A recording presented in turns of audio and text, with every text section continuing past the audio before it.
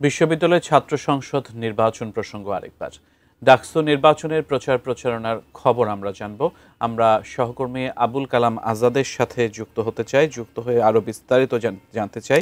আজকে যেহেতু প্রচার প্রচারণার শেষ দিন, বৈষম্য বিরোধী শিক্ষার্থী পরিষদের সংসদের পক্ষ থেকে ব্রিফিং হচ্ছে, আমরা সরাসরি সে ব্রিফিংয়ে যুক্ত হচ্ছি। বিভিন্ন ধর্মগোষ্ঠী, পুরুষ নারী সকল শিক্ষিতদের কাছে গিয়েছি, আমরা তাদের অসীম ভালোবাসা পেয়েছি, সমর্থন পেয়েছি। আমরা অসীম ভালোবাসা এবং সমর্থনের নিয়েই পথ চলতে চাই 9 সেপ্টেম্বরের ইলেকশন এবং তার পরবর্তী সময়েও। আজকের এই সংবাদ সম্মেলনে আমরা যেই প্রচারণা বিগত দিনগুলোতে চালিয়েছি সেই প্রচারণা এবং সার্বিক নির্বাচনী পরিবেশ নিয়ে কথা বলবো। আজকের সংবাদ সম্মেলনে এখন কথা বলবেন বৈষম্য বিরোধী শিক্ষার্থী সংসদ প্যানেলের সহ সাধারণ সম্পাদক এজিএস পদপ্রার্থী আশরাফা খাতুন। আসসালামু আলাইকুম।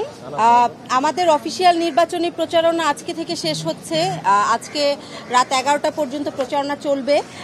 আমরা আমাদের সর্বশেষ আজকের যেই এতদিন পর্যন্ত আমরা প্রচারণা চালালাম সেই প্রচারণার একটা সারাংশ তুলে ধরতে চাই আপনাদের কাছে। আমরা চেষ্টা করেছি প্রত্যেকটা মানুষের কাছে যাওয়ার, প্রত্যেকটা শিক্ষার্থীর কাছে যাওয়ার। ছাত্রী হলগুলোতে যেহেতু আমি প্রবেশ করতে পেরেছি, প্রত্যেকটা ছাত্রী হলের প্রতিটা রুমে যাওয়ার চেষ্টা করেছি এবং আমি গিয়েছি, দেখেছি ছাত্রীদের ভিতরে অনেক আগ্রহ আছে, যেটা অনলাইনে দেখা যায় যে হাইপটা, অফলাইনে কিন্তু তার বিপরীত। আমরা অনলাইনে দেখেছি অনেকেই অলরেডি ভিপিজিএস এজিএস হয়ে গিয়েছেন, কিন্তু আমরা আশা করছি ব্যালটের যে বিপ্লব সেটা 9 তারিখ রাতেই যে ভোটের যে ফলাফল সেখানে প্রকাশ পাবে। আমরা ছাত্রীদের কাছ থেকে অভাবনীয় সাড়া পেয়েছি, তাদের যে ভালোবাসা, তাদের যে উৎসাহ, তার কারণে সে উৎসাহের কারণে আমরা 12 দিন একটানা প্রচারণা চালানোর পরেও এখনো পর্যন্ত সুস্থ আছি, স্বাভাবিক আছি, ভালো আছি এবং নির্বাচন নিয়ে এখনো পর্যন্ত খুবই উৎসাহিত আছি। আমরা পজিটিভ ভাইব পাচ্ছি চারিদিক থেকে। আমরা আশা করছি আমাদের প্যানেল বেশ ভালোভাবে বের হয়ে আসতে পারবে নির্বাচনের ফলাফলে। আপাতত আর কথা বাড়াবো না, আপনাদেরও সময় চলে যাচ্ছে। আমরা শুধু এটাই বলতে চাই যে ফেসবুক দেখে আসলে নির্বাচনের ফলাফল নির্ধারণ করা যাবে না। নির্বাচনের ফলাফল ব্যালট বাক্সের মাধ্যমে উঠে আসবে। ধন্যবাদ। আশরাফা খাতুনকে ধন্যবাদ জানাচ্ছি। এখন নির্বাচনের সার্বিক পরিবেশ নিয়ে বক্তব্য রাখবেন জুলাই গণ অভ্যুত্থানে যাদের অনুপ্রেরণা, যাদের শক্তি এবং সাহসের ফলে আমরা রাজপথে নেমে এসেছিলাম, তাদের মধ্যে অন্যতম বৈষম্য বিরোধী শিক্ষার্থী সংসদ প্যানেলের সাধারণ সম্পাদক জিএস পদপ্রার্থী, জুলাই গণ অভ্যুত্থানের অন্যতম নায়ক আবু বাকের মজুমদার। আমি খুব সংক্ষেপে দুইটি বিষয় নিয়ে কথা বলবো।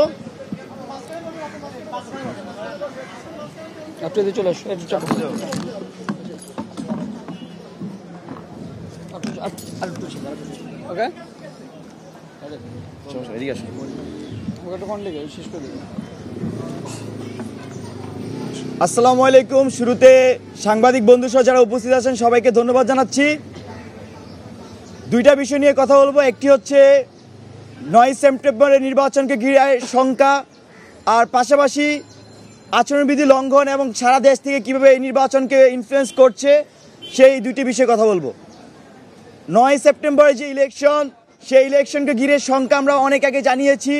আমরা দেখেছি নির্বাচন কমিশন প্রত্যেকটা দিন তাদের নিরপেক্ষতা হারিয়েছেন, যারা আচরণবিধি লঙ্ঘন করেছেন তাদের বিরুদ্ধে কোনো ব্যবস্থা নেয়নি। আরেকটি বিষয় আপনারা লক্ষ্য করবেন, আমরা এই 12 দিন যে শিক্ষার্থীদের দৌড়ে দৌড়ে পুছিয়েছি, তারা একটা কমন সংখ্যা জানিয়েছে যে তারা ভোটের দিন ঠিকমতো ভোট দিতে পারবেন কিনা।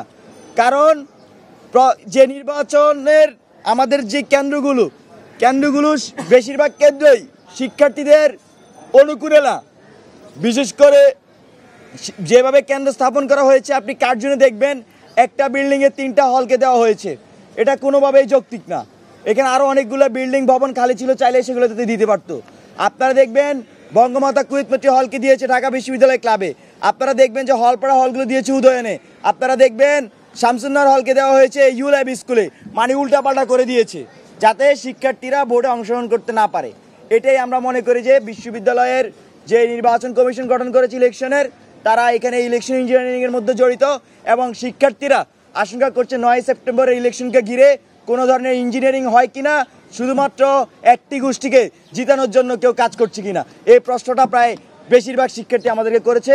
আমাদেরকে তারা বলেছে যে আপনারা ইলেকশনের দিন সজাগ থাকবেন, কারণ এই ক্যাম্পাসকে আমরা দেখেছি কিভাবে কুক্ষিগত করে ফেলেছে ছাত্রলীগ, নতুন করে কেউ কুক্ষিগত করে কিনা এই নজরদারি আপনারা রাখবেন।